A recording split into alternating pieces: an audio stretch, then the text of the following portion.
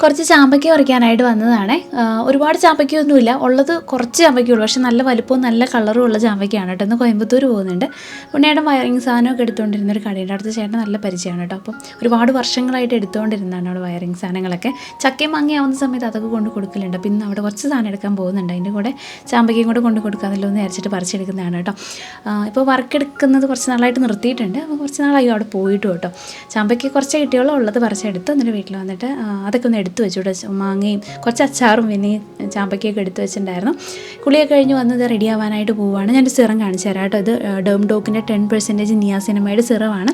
നമ്മുടെ ഫേസിൽ ഡാർക്ക് സ്പോട്ടൊക്കെ ഒന്ന് മാറാനും പിന്നെ അതുപോലെ എക്സസ് ഓയിൽ ഉണ്ടെങ്കിൽ അതൊക്കെ ഒന്ന് ബാലൻസ് ചെയ്യാനൊക്കെ വേണ്ടിയിട്ട് നമുക്ക് ഓപ്പൺ പോഴ്സൊക്കെ ഉണ്ടെങ്കിൽ അതൊക്കെ ഒന്ന് മിനിമൈസ് ചെയ്യാനും നമ്മുടെ സ്കിൻ ബാരിയർ കുറച്ചുകൂടെ വീക്ക് ആവാതിരിക്കാനൊക്കെ വേണ്ടിയിട്ട് നല്ലൊരു സിറമാണ് കേട്ടോ. നമ്മുടെ സ്കിൻ കുറച്ച് സ്മൂത്ത് ആൻഡ് നല്ലൊരു ഗ്ലോ കിട്ടാനൊക്കെ നല്ലൊരു സിറമാണ് കേട്ടോ. നമുക്കൊരു 2 ആഴ്ചയൊക്കെ യൂസ് ചെയ്യുമ്പോൾ തന്നെ റിസൾട്ട് കിട്ടി തുടങ്ങുവേ.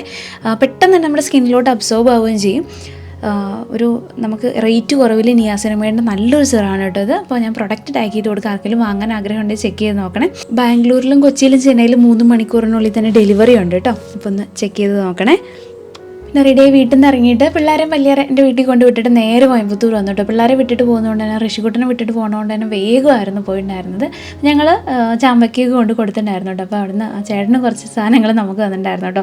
2 സ്മാർട്ട് വാച്ച് തന്നിട്ടുണ്ടായിരുന്നു. പിന്നെ 2 വലിയ കോടയും പിന്നെ കാറൊക്കെ കഴുകുന്ന പോലത്തെ ഈ വണ്ടിയൊക്കെ കഴുകുന്ന മോട്ടറില്ലേ, അങ്ങനത്തെ ഒരു മോട്ടറും തന്നിട്ടുണ്ടായിരുന്നേ. അവിടെ നിന്ന് നേരെ മാർക്കറ്റിലോട്ടാണ് കേട്ടോ വന്നത്. എല്ലാ സാധനങ്ങളും ഇവിടെ കിട്ടും, കിട്ടാത്ത ഒന്നും ഉണ്ടാവില്ല കോയമ്പത്തൂർ. അതാണ് കേട്ടോ പ്രത്യേകത. നമ്മൾ പാർക്കിങ്ങിൽ വണ്ടി നിർത്തി ഒരുപാട് ദൂരം നടക്കണം.